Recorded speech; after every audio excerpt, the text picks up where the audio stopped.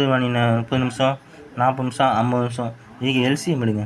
10, 2, 3, 4, 5.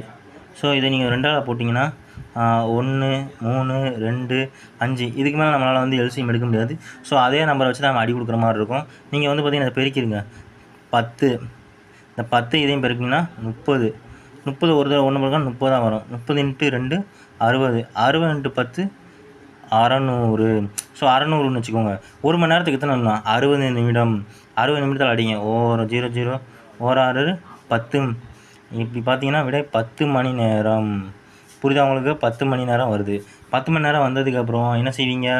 அதாவது என்னென்னா 5 மணிலேருந்து ப்ளஸ்ஸு 10 மணியை கூட்டினீங்கன்னா 5லேருந்து 10 மணியை கூட்டுங்க. 6 மணி, 7 மணி, 8 மணி, 9 மணி, 10 மணி, 11 மணி, 12 மணியோடு நின்றுடும். 1 மணி, 2 மணி, 3 மணி.